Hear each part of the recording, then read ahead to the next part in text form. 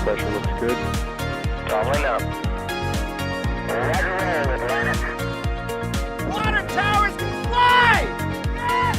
Echo Delta nominal. Flight downside speed off. Bring in, speed off. Off. Yikes. You bet. Okay. We don't need any more of these.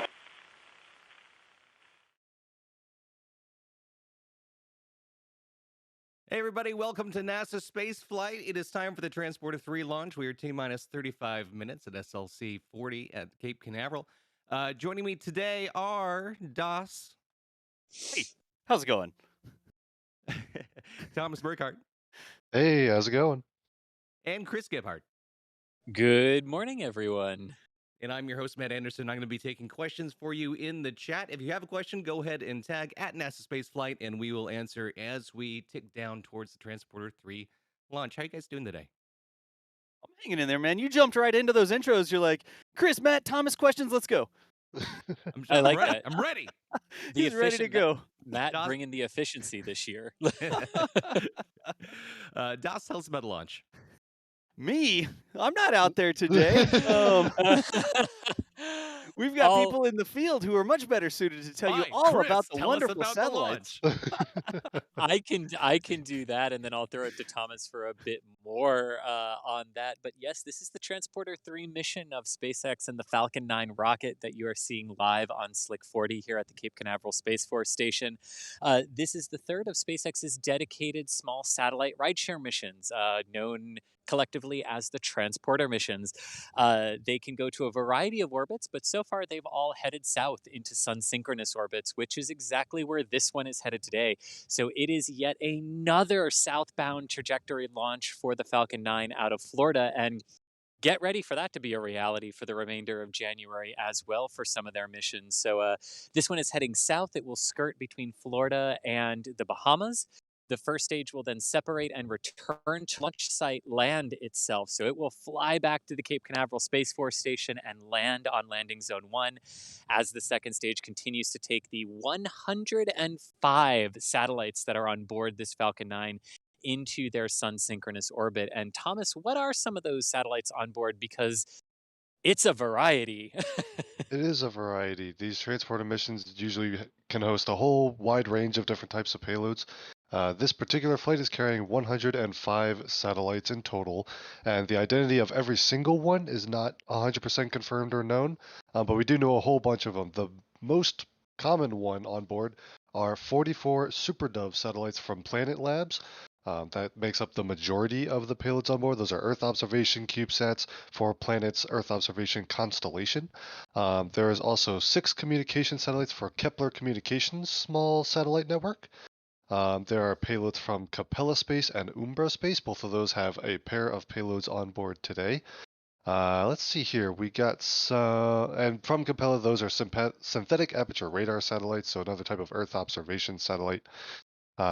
There's also some other payloads that are managed by kind of third-party mission managers. So Spaceflight Incorporated is managing a few payloads that are on board today's flight.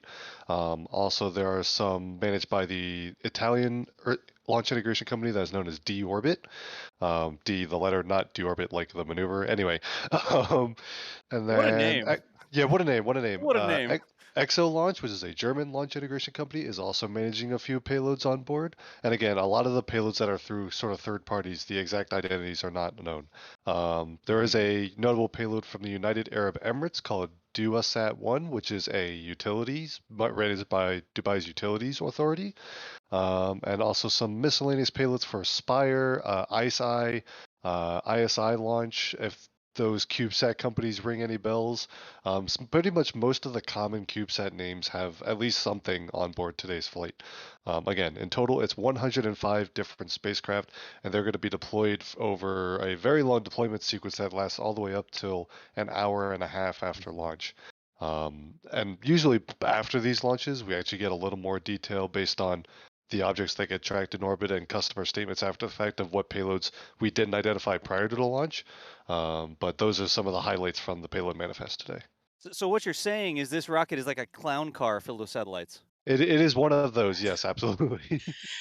Indeed, but notably not in that car with them today, there are no Starlinks, which have been features of the previous two transporter missions because there's been some extra payload volume availability on the Falcon 9, but not today. Yeah, So that no that is a Starlinks good are on that board. is a good point, and we don't know if that's a mass thing where they, in order to preserve the return to launch site profile, they didn't have the mass for extra Starlinks, or whether it was a volume in the payload fairing problem, or if they just didn't have other reasons that they just didn't really need to launch any Starlinks today. But that is a payload that sometimes shows up on these transporter missions, and there will be more transporter missions going forward, so could still happen later, but just not on this today's flight.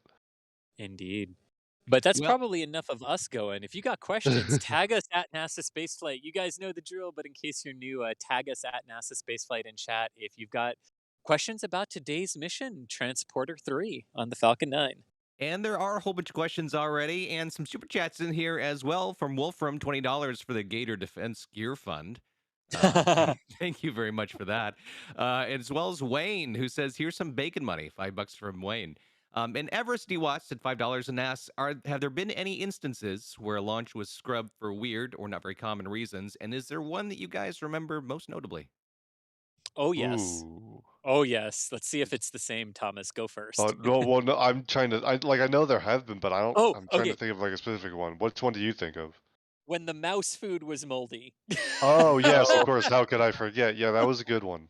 Moldy mice food on a commercial resupply mission to the space station, and they could not get the new mouse food here in time to the Orlando International Airport to meet the closeout requirements for the liftoff. So they had to delay 24 hours because the mice food was moldy. Yeah, that's my favorite. That was the same Cargo Dragon mission where the return to launch site booster took a drink.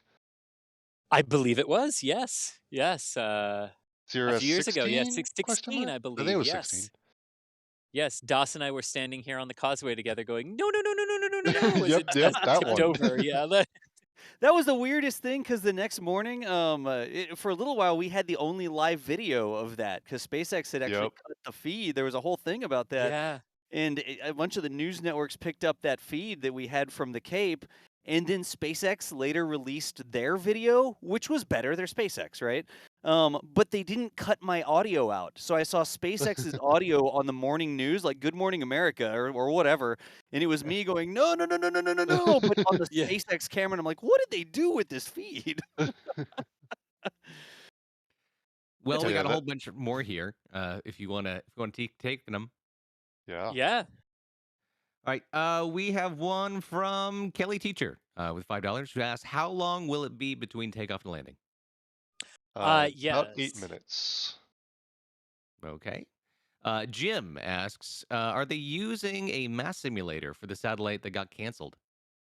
Oh. Great question. Ooh. No. So this was and Thomas, jump in to correct me if I've got part of this, if I forget part of this, but basically the payload that got removed was it was from Sherpa, and it was their new it was one of their new orbital transfer vehicles. Basically, it's a smaller transfer stage that other satellites would have been mounted to get it into different orbits than the Falcon 9 will drop it off into. They discovered a small propellant leak on that particular vehicle as they were integrating it to the Falcon 9 payload dispenser. So they decided not to fly it on this mission.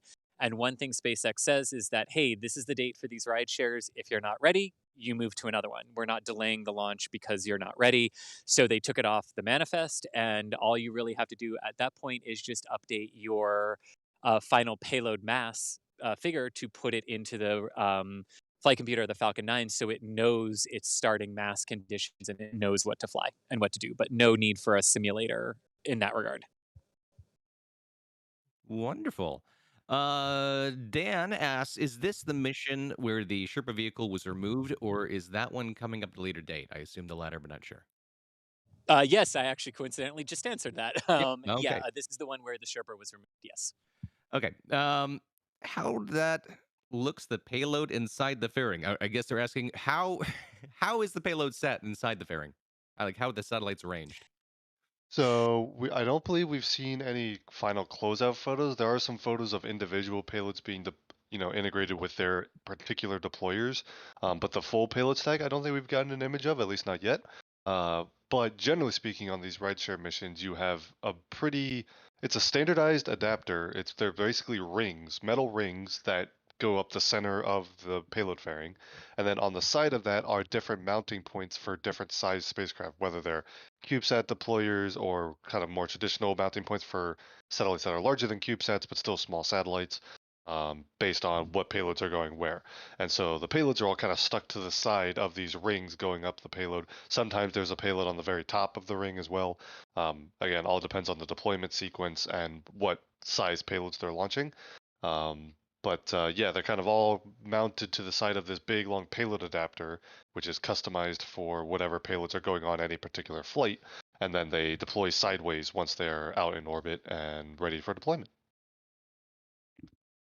All right, and we have a few more super chats that have been stacking up here. Musical Wolves asks, "Are rockets migrating south for the winter?" It's $5 from Musical Wolves. Thank you very much for that one. Little Rido says, "Thank you so much for broadcasting these. Because of your videos, I started watching 2 years ago. I decided to go back to college for engineering."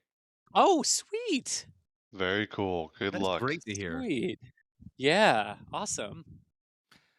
Joe Fisher with another $5. "Watching from Columbus, Ohio, and my 82-year-old grandma is watching from Canton, Ohio. Can't wait to see this beauty to land at the launch site." Good morning to you both, and hope it's a good launch for you. And then just another super chat here. $5 for the data fund. Get well soon, Sam. Ah, yes. Yes. Yeah, wishing Sam all the best and all the best recovery. Yes. Okay, we have a lot of people asking, and I think only some of them are memeing. What are the 4 towers? Go ahead, Chris. You're in the field. You got yeah. this one. They are the lightning protection system towers, which thankfully we do not need today. But those are the 4 towers you see around the Falcon 9. All right. Yeah, we had a 70% go weather forecast going into today, and right now there are no weather items being tracked as issues for today's launch. How does it look out there, Chris? It looks absolutely gorgeous. There are some clouds off out of the Atlantic, like you would expect. Very typical for this time of year after a frontal system has pushed through. So very good conditions. Actually, crystal clear skies along the flight path. So I cannot wait to track this booster as it flies itself back. Yes. So speaking of where it's flying back, Daily Random Jokes has a question. Why do transporter missions return to the launch site while other Falcon 9 launches land on a drone ship? It all comes down to 2 basic things: the mass of your payload and the ultimate trajectory that the rocket has to fly to get to the intended orbit. So in this case, because it's a bunch of small satellites, that helps because the overall payload mass is really light to begin with. And mainly what you start to run into issues with in terms of how many satellites can you stick onto transporter missions, you just start running into issues of like, where do we put them all on the dispenser? And how do they all physically fit volume-wise inside the fairing? So that helps keep the mass down, which enables the first stage to reserve enough propellant in its tanks to perform the boost back maneuver to bring itself back to the Cape. Now, we've seen other missions where the payload mass itself has been light enough to permit an RTLS, return to launch site landing, but the dogleg maneuver that the second stage has to do to get into the proper orbit, because it can't just immediately put itself on the correct trajectory because it would overfly the Bahamas or Cuba or Florida or portions of Southern California. Sometimes those dogleg maneuvers, which require extra propellant from the second stage, mean that the first stage can't keep enough propellant. And even though we've got a dogleg and a southern trajectory today, it comes down to the payload mass being light enough to permit it. But that's why the transporters do, not all of them. There might be some that end up being too heavy and have to go downrange, but that's why for this one in particular, it's able to RTLS or return to launch site land. Yeah, I believe the very first transporter mission, Transporter-1, which this same booster actually supported, was not a return to launch site, but Transporter-2 and Transporter-3 both have been. Thank you. I can't remember which one. I know one of our southerly missions, I thought it was a transporter, did wind up on a drone ship to begin with. Yeah. Yeah, this first stage, by the way, is Booster 1058. I don't think we gave this intro yet. Which Yep. debuted on the famous Demo 2 mission, the first crewed Crew Dragon flight. Also launched the NASA's-2 communications satellite, ERS-21 to the space station, Transporter-1, which again was the first dedicated rideshare mission, and then 5 Starlink missions. Booster 1058 making its 10th flight today. We have $10 that just came in from Rough Riders, who says it's impressive how they can launch over 100 satellites and still return to the launch site. Was there not even room to add a few Starlinks? Assuming that they added a few Starlinks, it would have to have gone down range, right? A lot to unpack there. Yeah.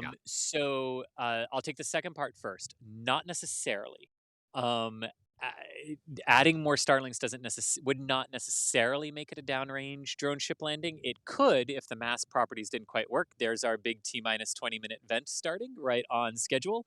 Yeah. We'll get to that in a second. But yeah, the reason they didn't add Starlinks on here, most likely what that means is there just wasn't room to do it based on the original payload manifest, and then either they just opted not to when Sherpa had to be removed, or it would have caused a significant delay to add the Starlinks after the fact when Sherpa got removed relatively soon. To Liftoff is when Sherpa got removed. So probably just a combination of they didn't originally plan it, and it would have taken too long to add.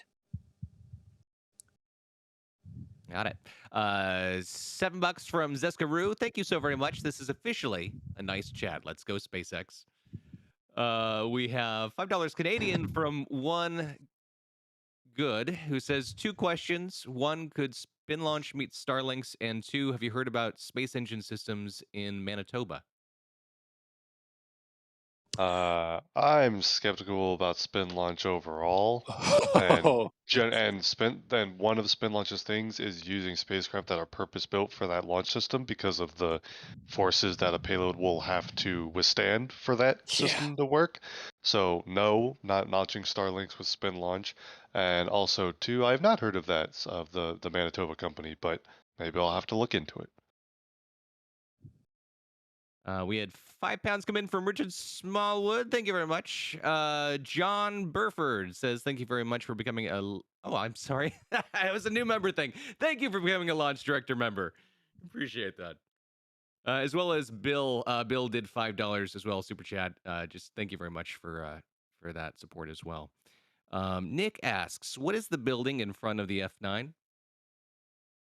So that is the horizontal integration facility, or basically the hangar, which is where Falcon 9 and the payload sits before rolling out to launch. So it would, from our perspective here, Falcon 9 would be horizontal, kind of leaning towards our way, with the transporter on the ground and the rocket sitting above it, and roll that back into the hangar, and that's how they integrate the first stage, the second stage, and the payload on board the transporter, and then they'll roll it out to the pad, raise it vertical.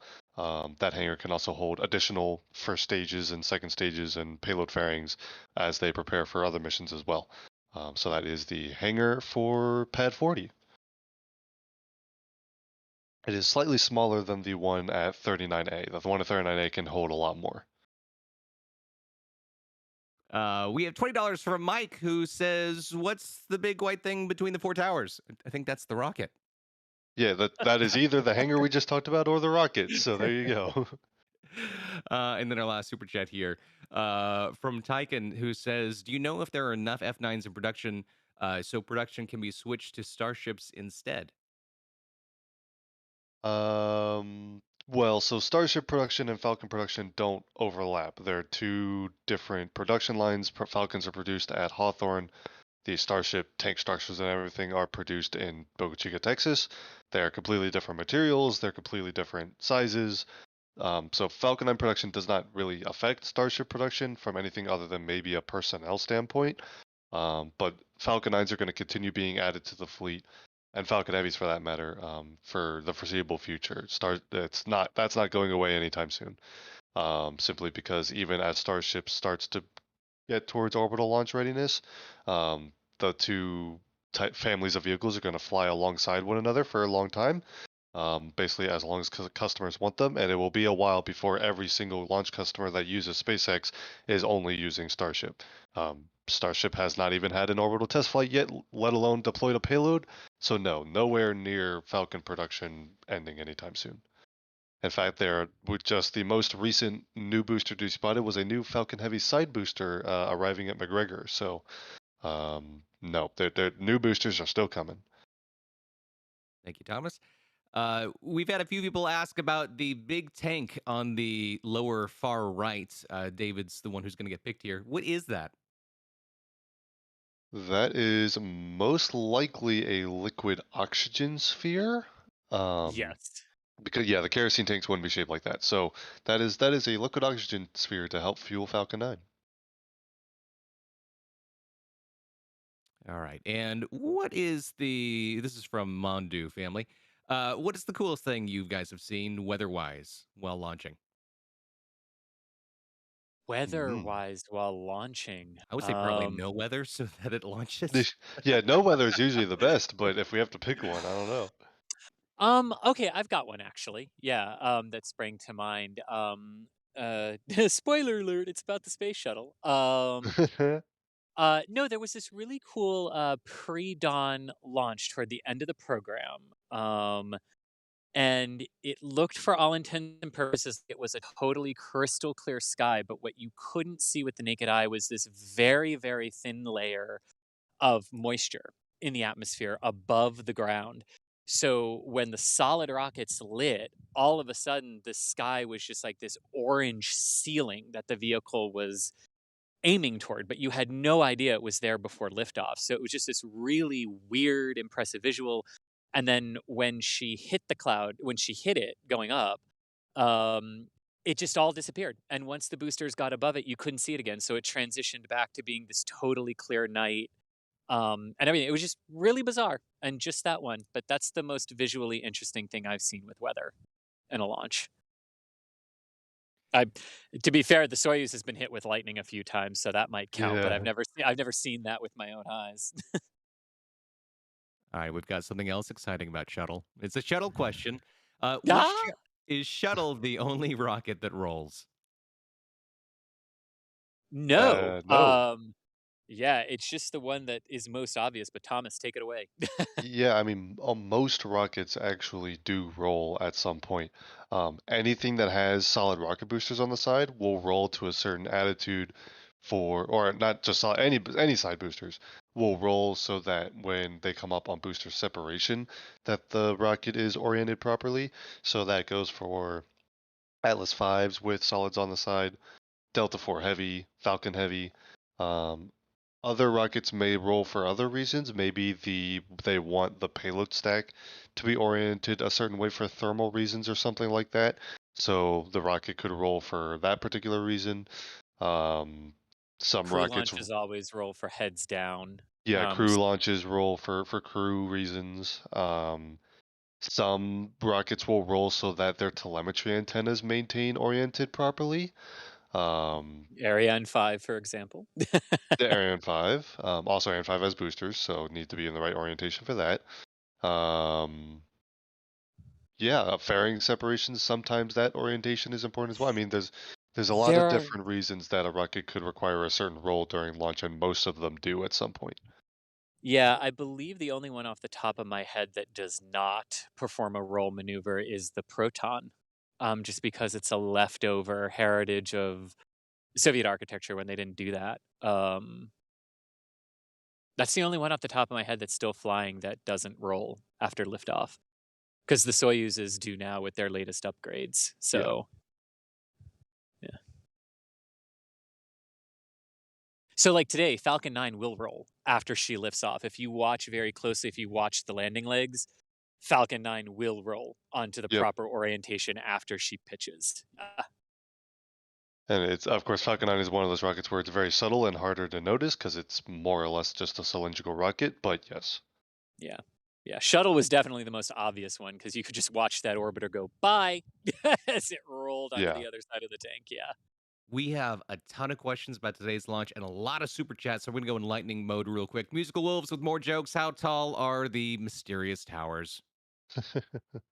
The lightning towers at 40 are roughly 90 meters tall. Thank you, Wolves. Daryl Harris with $5. No question or anything, just $5. Thank you so much for the support. We appreciate that.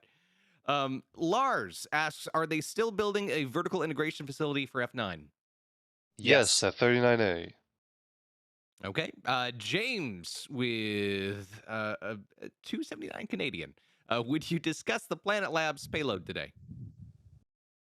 Sure. Just to recap, it's 44 SuperDove CubeSats, which are Earth observation satellites, aiming at providing real-time, or not real-time, quick return time imagery for places all over the surface of the Earth. And we have a little bit of a treat here, it looks like. We've got the rocket on the screen right now for Transporter-3, but do we have the fleet cam feed, Matt? Can We hop do to have that a real fleet quick? cam feed. Yeah, look at this. Apparently, one of the drone ships is headed out right now. Clearly not to support this mission, I hope.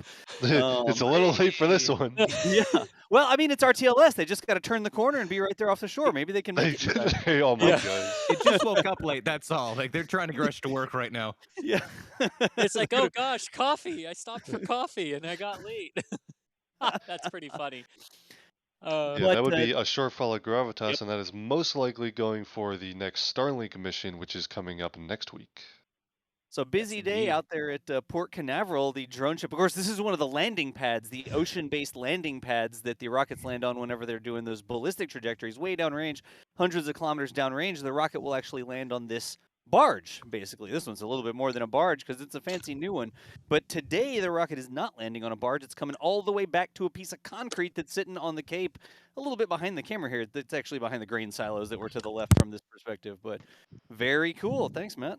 It's also interesting because due to the southbound trajectory of today's launch, the exclusion zone actually includes the entrance and exit to Port Canaveral. But I wonder if, since these are SpaceX, this is a SpaceX vessel, if they were able to coordinate, like, hey, you can sneak out during the exclusion zone anyway. Interesting. Huh. What do we have? T-minus 8 minutes. You know We're that there's a getting close. possibility that this may be going out the mouth of the port while the rocket's RTLSing. It may be Yes. possible to get a shot of this out the mouth of the port with the rocket coming down in the background. We need to make sure the photographers know that. They're gonna park it between Jetty Park and LZ1, so it looks like it's landing on the drone ship, but it got really small for some reason. Nice. Anyways. Yeah, definitely hitting the business end of our countdown now. Any other questions we got? Oh, we have so many. We have so many. Good. Real quick, though, Fizzy, thank you for becoming a Pad Rep member. We really appreciate all the support. It helps us do what we do here. Daryl, $5, who asks, what is the turnaround time for the launch pad? How soon can it be used again after launch? They can turn 40 and 39A around Falcon 9 to Falcon 9 in about 7 days flat if they absolutely had to. Yep. We had $10 from Micah asking if we're going to be covering Galactic launch. Not familiar. Virgin Galactic? Virgin. Yeah. Oh, the next Virgin Galactic launch is a while from now, so stay tuned. We'll see. But Virgin Orbit is tonight, yeah. Okay. So Virgin I see. Orbit launches out in the middle of the ocean. So unfortunately, we don't really have a way to bring live coverage of that. Virgin Orbit will be providing a live stream for that launch. But yeah, Virgin Orbit, not Virgin Galactic. I got you. Now I'm with The you. NSF Chase helicopter hasn't arrived yet for ocean. Yeah. Discovering retro. We know we generally do not do shout outs on here, but this one we will do. It says, can you give a shout out to a fantastic watcher named Izzy? I'm currently hauled up with COVID-19 and missing her like crazy. Oh, and cheers for the streams. There we go. Yeah, And a speedy shout out to recovery, ZFL. too. Yes. Thank you to LSR for becoming a Capcom member. We really appreciate that. And Thomas Backen, who says, Hypso 1, a CubeSat on board, is made by my university, the Norwegian University of Science and Technology. I will be working with footage from that satellite this semester. Thanks for the work, guys. Oh, sweet. Awesome. Hey, best of luck, Thomas, for you on the launch. And our last super chat, no, never mind, no one just popped in here, but we'll do a regular question after this. Hello, I'm watching you from Germany. Thanks for your good comments and background information. You will soon be commenting the moon and Mars landing, God willing. Greetings. We hope. Hey, I'm game. That would be very nice. If DOS can get a camera there. hey, we'll figure it out. Somebody get me a ride and we'll figure out the rest. Yeah. All details after that. I mean, I would love to commentate from Mars. That would be great. There you go. A little bit of a latency there, like. Yeah. Oh, that's when we need your far shirt from the Mars landing earlier this. But we are getting close, are we not? 5 minutes almost. Yeah, nice. We have a question from Don who asks, are these fairings reused? I will triple check right now. SpaceX hasn't always been putting the information about the fairings on their launch pages. Let me double check. No, the page does not mention anything about the fairings, so we do not know. Sometimes, or at least previously, if they didn't put it on there, we just assumed that meant new fairings. However, there's been time in the past where they didn't put any info and it turns out they were. So maybe not, probably not, but we don't actually know. Similarly, Tim asks, do the grid fins get reused? Oh, yes. Yep, yeah, in absolutely. fact, they usually don't come off the booster after landing, but they can be taken off and moved around if needed. But yeah, they're reused. And we have, let's see, a question here. NASASpaceflight, if the landing pad theoretically had an issue, could they just move the drone ship off the coast a few miles and land there? With a day to do that, yes. Yeah, not like if it happened during flight or something, but they actually have parked drone ships pretty much just offshore for when the landing zones for one reason or another not available. That's happened, I think, on both coasts actually. It has. Once on each coast, I believe. One came down very close to Vandenberg, off the coast, and then one. They had a problem with the LZ after the initial Crew Dragon that did the uncrewed Demo 1 flight blew up during its static ground testing. And they couldn't clear the landing zone, so they put the drone ship about 20 kilometers offshore. And then it had a power failure, and we couldn't launch on the original attempt because the drone ship lost power. So, yeah. All right. And we have one more question here. Do you think there will be another shuttle-style launch from NASA, from Paul Romeo? I know we wouldn't launch shuttle again, but unless the moon crashes into the Earth or something. I saw a documentary. You saw a documentary? I saw that trailer too, man. No. Closest thing we're going to get to a shuttle in terms of like the reusability element of it is Starship. All right. And let's see, $10 from Quiet, who says, love the idea of drone ship under returning booster. And Admiral Marath, $5. Can we name the towers around the I can't even pronounce this, so no. Yeah. All right. So 2 minutes. Are we going to say anything else before this thing launches? I am, and then I'm going to pass it off to Thomas. I am going to focus on tracking, so I will be off comms until we have a booster sitting on landing zone 1. Ideally, so I will pass it off to Thomas and Matt for the commentary as Transporter-3 lifts off on a southbound trajectory with 105 satellites on a one impressive rideshare mission for the Falcon 9. So with that, gentlemen, take it away for commentary for liftoff. I'll be with you again when we've landed. Good luck, Chris. Squint all the way down to keep track of that little pixel in the sky because it's going to come back to you today. That's what I plan to do. Thomas, were we able to see any better if the fairings looked reused or not? I believe our best views of the fairings, they look new, but sometimes looks can be deceiving. So I won't quote. Just don't quote me on that until SpaceX says something. Okay. All right, with 144 to go, God, that thing looks really, really nice on there. We have a couple more questions we might be able to fit in before, if you'd like to take a stab at it. We can do one more. One, yeah. One more? All right. will is there going to be expendable launch this year or not? Expandable Yes, I launch. believe there is at least, well, actually, yes, I can think of a couple missions that will require expendable hardware. There's one expendable Falcon 9 that, for whatever reason, has a contractual expendable requirement, and then the next Falcon Heavy will have one of the cores be expended for performance reasons. There might be more than that, but those are two off the top of my head. All right, we're getting some nice views here from the different cameras. Absolutely, and we're at under a minute to go. Falcon 9 has taken control of the countdown, and all systems appear on track for an on-time liftoff here.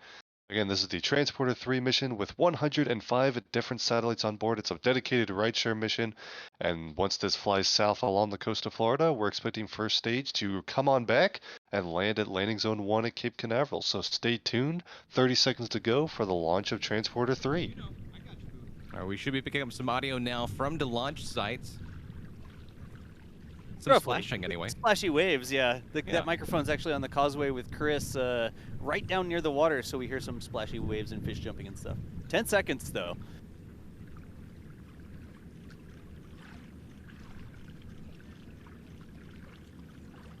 So tranquil.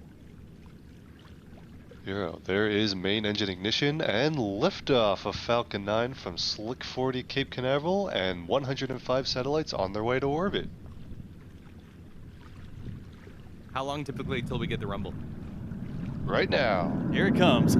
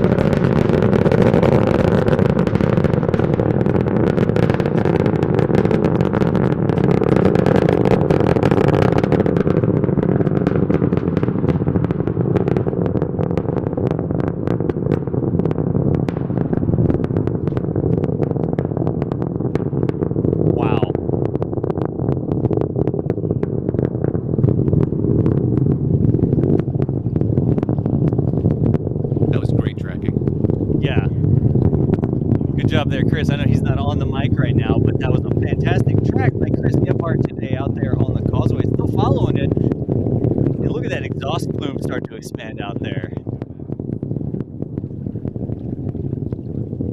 You gotta love that rumble, though. Yeah, the crackle.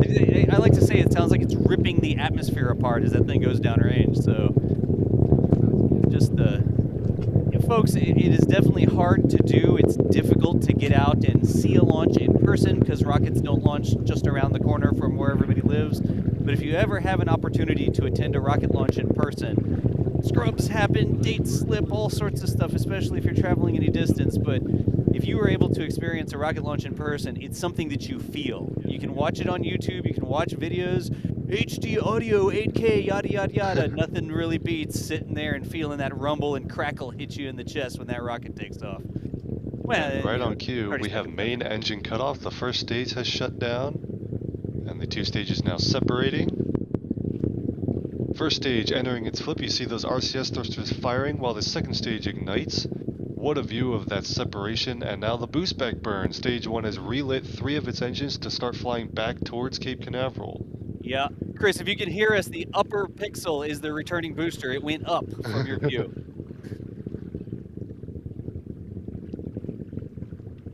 Right now you're looking at onboard views. Chris G will be tracking that stage as it comes back down towards landing zone 1. Everything proceeding nominally right now.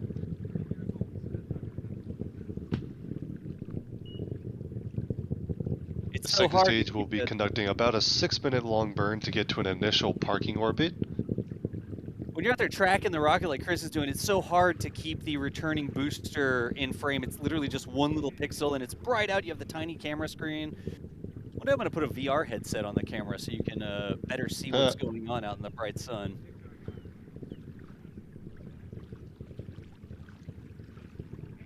And you can see stage 1 boost back burn has shut down. The stage will now be reorienting for re-entry, deploying its grid fins. 2 more burns left for that booster, the entry burn, and then finally the landing burn. Remember, y'all, this is a boost back burn today. It's not going downrange to the drone ship. It's actually returning to the Cape, just a couple miles away from where the launch pad is, over to LZ-1 fairings as well. Yep, there go the fairings, and we get a view of that payload stack like we described earlier, those rings with a bunch of satellites just stuck to the side. That is how you handle these rideshare missions. But the fairings have separated. They'll be recovered post-splashdown as usual via Bob is the multi-purpose vessel on task today. No drone ship out there today, though, except for a shortfaller Gravitas, which literally just left, but that's for a different mission. Because, like Dot said, first stage landing on land today. And you can see that first stage does reach orbit. It's currently 141 kilometers in altitude. Or does reach space, excuse me, does not reach orbit, jeez. Yeah. Had the coast of Florida there for a second, you could see. There it is. Yep. What a shot. That first stage now on its way back down. Yeah. I know Chris is out there increasing.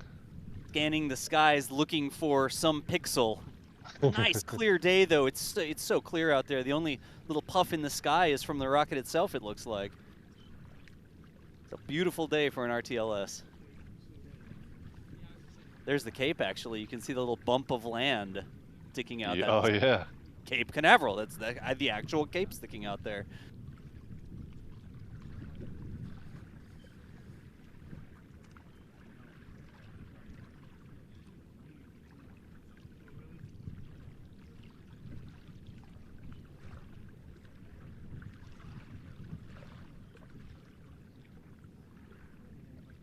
Watch for the drone ship. I wonder if you'll be able to see the drone ship somewhere. Could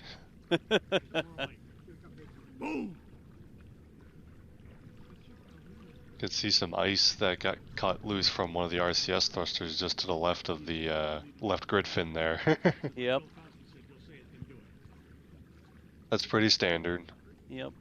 We are expecting, we keep the lapping water microphone on because we are expecting to hear those sonic booms here. When the rocket returns, it is going to send some sonic booms coming back down towards the Cape. Yep, that'll be after the entry burn. Yep.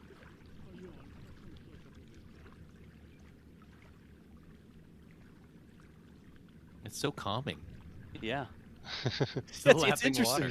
Yeah, the lapping water and the rocket stage is going here, like. And now for your moment of zen. Alright, now coming up on the re-entry burn. Again, this will protect the first stage from re-entry. It'll be a little shorter because it is a return to launch site profile. Yeah, Chris G, I think you've got a pixel in the middle of the screen if you can hear us.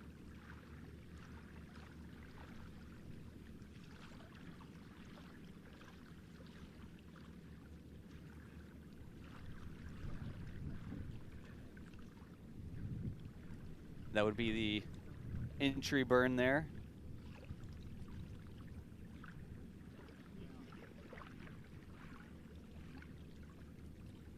And there's entry burn shut down. You can actually see the port there, that line of water going inland. That's actually Port Canaveral up there where the drone ship was leaving on fleet cam.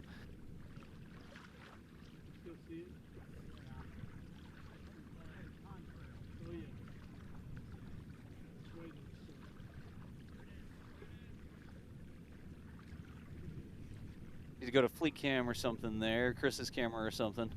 Yeah.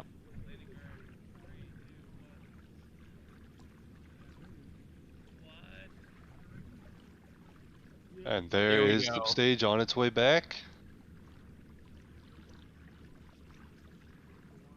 Gonna get skunked by the silo, but Chris is gonna have it here too. And there it comes, landing burn underway.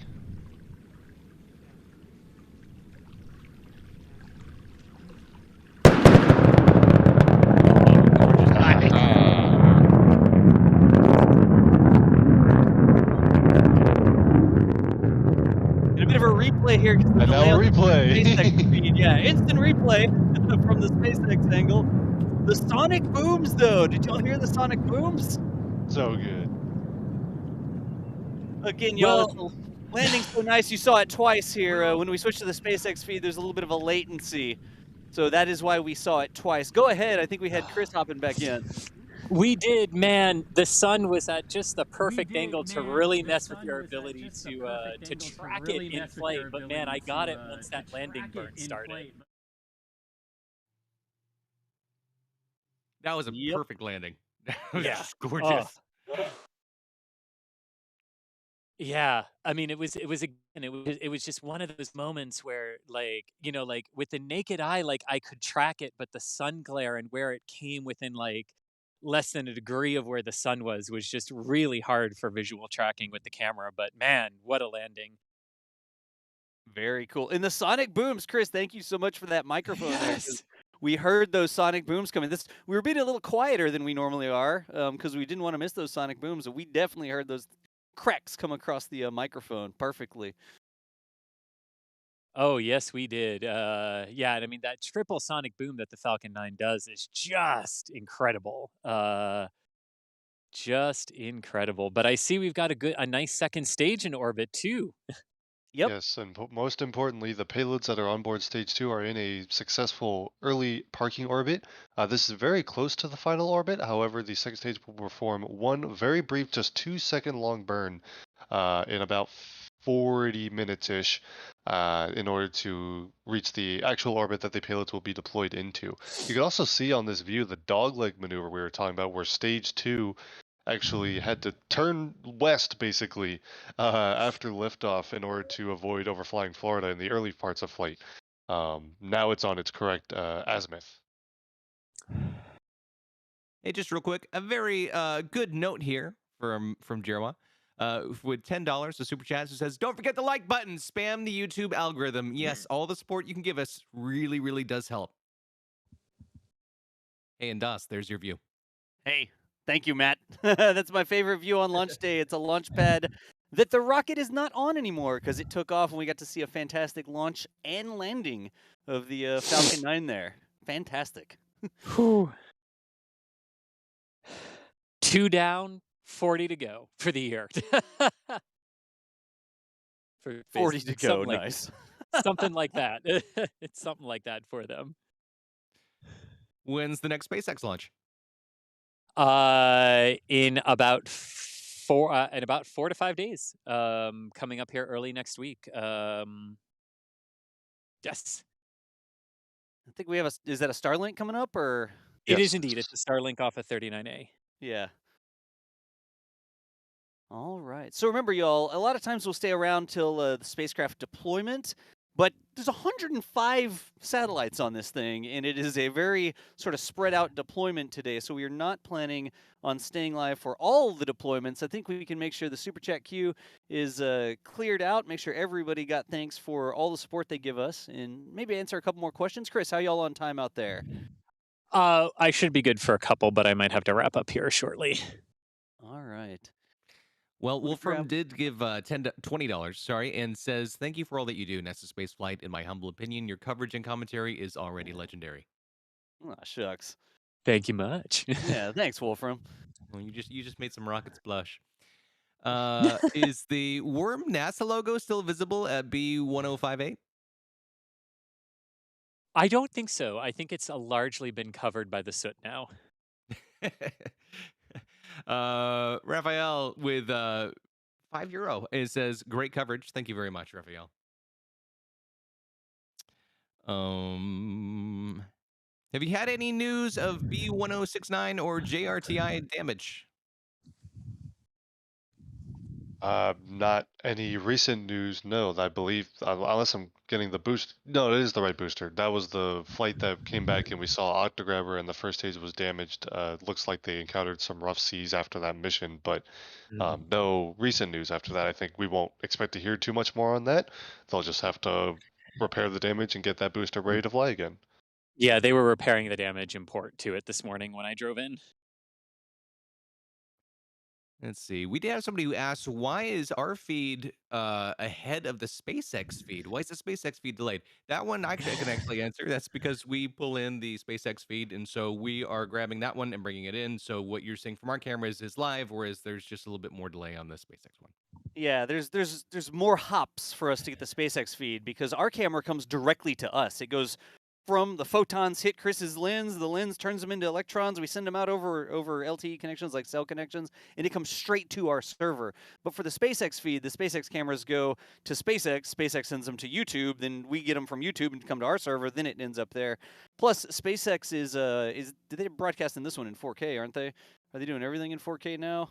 I think they are, yeah. Let's see here. Yeah, and the 4K has a lot more latency. So we tried to pull some tricks, but the penalty of watching in 4K is that you end up like 40 seconds to a minute sometimes shy of live, where our camera comes in about 7 seconds shy of live. So there's always trade-offs, but that's why we sort of we still want to show all those feeds because certainly SpaceX, we can't compete with them since they have cameras on the rocket, right? So we want to show those cameras. But there is a little bit of a latency difference just because they come in through different video workflows. So speaking of latency, Peter asks, why is there a sonic boom when the engines aren't running? Where does the sound come from? So sonic booms have nothing to do with engine noise. Sonic booms are the actual air being compressed by a shockwave as the booster is going faster than the speed of sound. You hear the engines right after the fact because also the landing burn is happening then. But and Falcon 9 actually creates 3 different sonic booms: one by the leading edge of the engines, one by the landing legs, and one by the grid fins. Each of those kind of leading edges, creates another sonic boom. Indiana Jones' little Cool. whip crack. Whenever a whip goes, the very tip of the whip, it breaks the sound barrier. It's a tiny sonic boom. And it sounds like Chris G is getting ready to have to pack up, so we're going to lose his feed. But we'll still answer a couple more questions here. I think SpaceX is still giving us some telemetry, it looks like. Yeah, but that'll do it for my part with the camera tracking today, everyone, and a good start to our Transporter-3 mission. So I will leave you with Das, Matt, and Thomas. Thank you for the great views. Thank you, Chris. All right, catch you all later. Bye. And Skills with the $5, who says, do you guys think Elon will keep Starship production in Texas and suborbital to deliver ships direct to KSC? No. That would be silly. They're going to also build them in Florida, I think. Now, not to say that starships that get built in Texas and launched from Texas don't eventually land in Florida instead of landing in Texas. That could happen, but they're not going to like suborbital hop them when they could just have a second production facility. So that is much more likely. We had a little bit of support come in from Thomas Moffer, who says, another great job. Whoa, the sonic booms were awesome. Can confirm that you can feel rocket launches. I saw Delta 2 about 30 years ago. Oh, No yeah. kidding. Delta 2 will shake your bones. Yeah. Delta 2 was such a workhorse. Like, the reason your phone gets GPS is because of Delta 2. People don't give it enough love. That rocket did so many early space infrastructure missions. It just doesn't get enough love. And we've from Jay, do you guys know why the RTLS entry burn brings the booster to significant velocity than when the landing is at sea? And RTLS is return to landing site, right? Yeah, RTLS is return to landing site. Well, technically it is return to launch site. Launch site, yeah. But it doesn't actually return to the launch site. If Cape Canaveral is the launch site, then yes, it does. Well, Florida is the launch site. Like, America, it launched from the United States. Now, at Vandenberg, all right, it's a different thing at Vandenberg because the landing pad is like 100 yards from the launch pad. But it's a couple miles away at the Cape. But anyways, what was the question? It brings the booster to significantly velocity when landing at the sea. Huh. Yeah, I'm not sure quite what the angle of that question is. Is there a It's going faster. It comes in faster than when it's coming in towards the sea. Maybe so. I mean, there could be a lot of different factors that go into that. It could be a mission by mission thing. I'm not going to try and speculate as to the exact velocity targets for any particular landing. Yeah, I wonder if the entry burn is longer for a ballistic trajectory, like out to the drone ship, than it is for an RTLS. Because I believe it usually is. Yeah, you lose a lot of that velocity during the boost back burn. So the ballistic trajectories out to sea don't get that boost back burn. They just keep going ballistically, and they got to slam on the brakes more. Perhaps I'm sort of making up what's happening here. I'm not verifying the numbers, I guess, but maybe that's what the question is.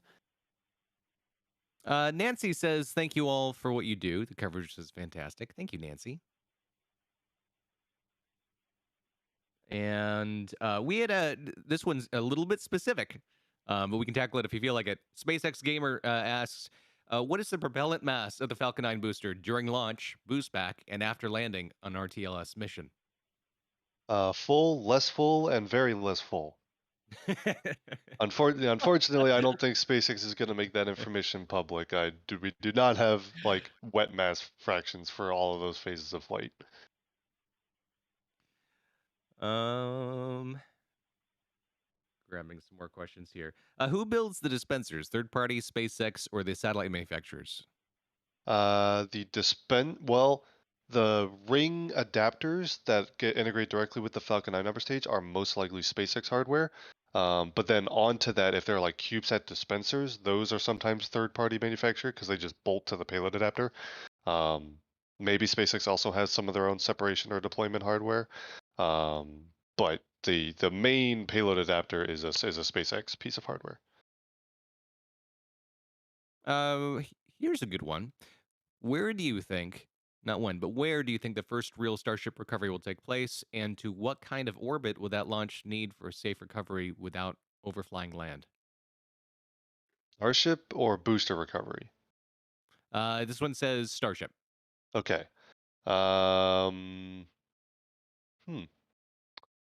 Could land on an island in the Pacific. Could land at Vandenberg. I'm just trying to think of ways where you're not overflying land until like the very end of the burn. Shout out to the Pelican on FleetCam. Thomas, it's Pelicam. It was on a platter, Das. How did I miss it? It was right there. I mean, Ron just asked when birdcam again. The answer is now. There you go. The answer is now. Oh man. We had 9 pounds come in from Smooth Juice, who says, "Here's to more microphone fund. Stunning sound. I'm literally deaf, having turned the volume up. Thanks, team."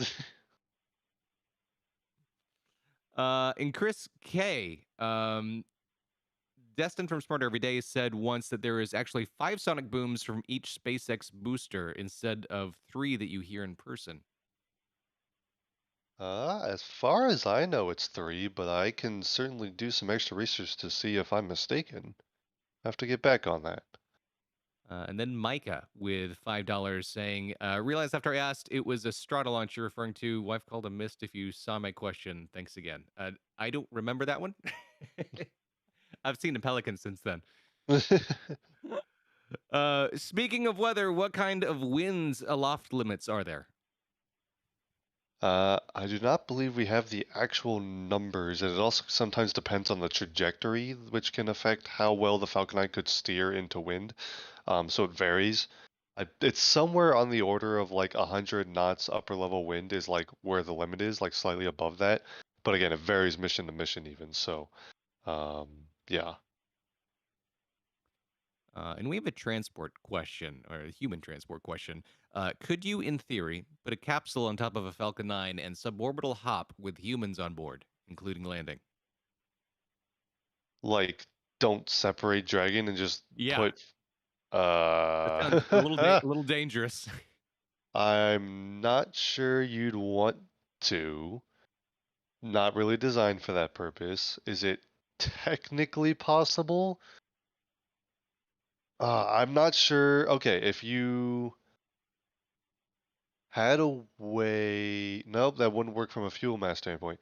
So I don't think so, because I believe when you shut down the first stage to start coming back down to Earth, I believe you might become aerodynamically unstable at that point with the massive Dragon on top. That's me speculating, to be very clear, but I'm going to guess that wouldn't actually work. But Right, I could be wrong. But I'm also pretty sure that they're never going to try that. So yeah, I don't think so. We a question about resources. Where can I go to see the schedule for Falcon 9 launches for the year?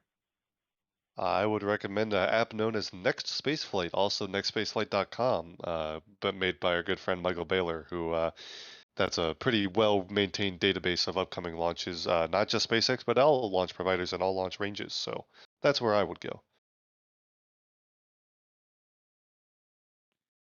All right, and what will happen with the second stage after separation? Space pollution? I believe there should be a deorbit burn for this mission. It's a low Earth orbit mission, so generally speaking, the stage 2 will deorbit. I'd have to triple check the hazard zones, which I can do right now, actually, because if there is a stage 2 deorbit, there will be a hazard zone somewhere on the other side of the planet for deorbiting. Let me give you a quick check right now. Yep, stage 2 reentry in the Indian Ocean is the plan. So after the second burn, which will place the satellites and the payload into their deployment orbit, and then the entire deployment sequence will take place. Later in that orbit, stage 2 will perform a third burn to re-enter safely and destroy itself safely. And if anybody is super confused as to why we have pictures of pelicans and stuff like that on the screen, the rocket has left the building or the launch pad or whatever you want to say. It's already downrange, successful mission. It's actually come back to a slightly different, not building, piece of concrete at the Cape. But we're just running through some of the questions. There's always so many good questions that come in on these streams. We never have time to answer all of them, but we had a couple extra minutes here to answer some of these questions that came into the queue. But we will, I think, be shutting down the stream shortly. Just trying to answer a couple more questions before we turn it off. We don't want to be like, all right, it launched, turn it off. All right, bye, thanks. When we have a couple extra minutes to get a couple more questions for y'all. There's always so many, and they just keep coming. Cuckoo asks, when do you think the first Starship launch will be? And when do you think the first recovery of the Starship will happen? Probably not on the first launch. Yeah, not on the first launch. Yeah, not on the first launch. First launch summer maybe this year. It's kind of up in the air, no pun intended. It's not up in the air yet. That's a problem. Yeah, it's actually definitively not up in the air yet, but you know. It'll be up in the air via the chopsticks well before it's up in the air via launch. So that's true. The next big thing we're looking for out at Starbase is they're testing those chopsticks. They've got these massive water weights, these huge bags filled with water, and they've been testing that chopstick crane system they're going to use to stack the booster and the Starship. So the next big thing we're looking at from Starbase is a booster scooting over and getting picked up by the chopstick cranes.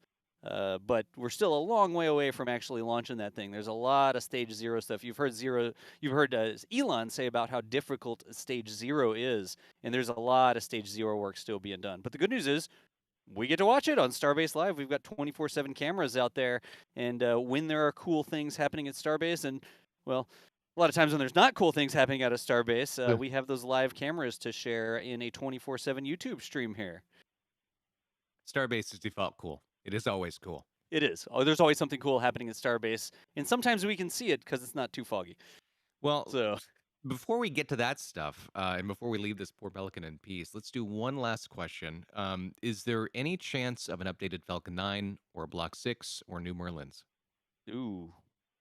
Most likely not. There can be smaller upgrades. Maybe they'll have a small Merlin upgrade or to upgrade to other systems, but Falcon 9 is going to be more or less frozen in its current configuration, especially now that they're flying crew. They've iterated a lot up until now, and they do still iterate the design in small ways. But in order to make sure that they have a lot of flight data on all of the systems that are launching these human-rated missions, they're going to minimize the changes that they make for Falcon 9 going forward. It's been pretty well optimized for its missions at this point anyway. So no huge changes. Okay. Well, with that, should we head over to Starbase Live? I mean, I don't know think we should. Yeah, exactly. We can also stay tuned because, like we said, I mean, this Transporter-3 mission is not yet over, but it won't be over for over an hour still. Additional updates on that really quick second stage burn and then the payload deploy sequence will be coming via SpaceX throughout the rest of today. Got it. Excellent. Well, Thomas, thank you so very much for your very insightful commentary today. Well, thank you so much for having me, Matt. And what is it you do at NASASpaceflight, for those who don't know? I'm the news director, so you'll see me around most of our coverage in some way, shape, or form. And Das, thank you for joining us as well. Of course, I like people how can you- find you. I like how you didn't say that I had insightful commentary or anything like that. Thanks, jeez. I mean, Das, thanks for showing up. thanks for being in Discord, Das. Appreciate you. Existing. Das is always a font of knowledge. Where can people find you, Das? Oh, I'm all over the place. I'm around just about every stream that we do, and I'm also over on Twitter at Space Academy if you want me to make fun of UFOs and things like that. Not a lot of news. Look, I'm not the news director, okay? I keep the cameras and stuff running, but if you want news, follow Thomas. If you want snide remarks, I'm on Twitter. And I have been your host today. I'm Matt Anderson. You can find me on Twitch and Twitter at Bad News Baron. Thank you, everybody, for joining today. We really appreciate it. Just a quick shout out to the NASASpaceflight merchandise store. If you want some amazing t-shirts for your torso, you can go ahead and get them there, as well as a few other different coffee cups and other things that we have accumulated from the different memes that have popped up on NASASpaceflight over the years. We invite you to go check those out. We have some links for you. It's a very as cropped well. version of the store, sorry. Oh my goodness, that was not ready for that. The store exists. Right. There it is. Partial proof. And thank you as well for being here today and for following the channel. If you haven't already, please do follow and come back and see us for the next launch. We would love to see you again and answer any remaining questions that you have, and we'll have about future launches. That's going to be it for us today. We'll see you later. Bye-bye.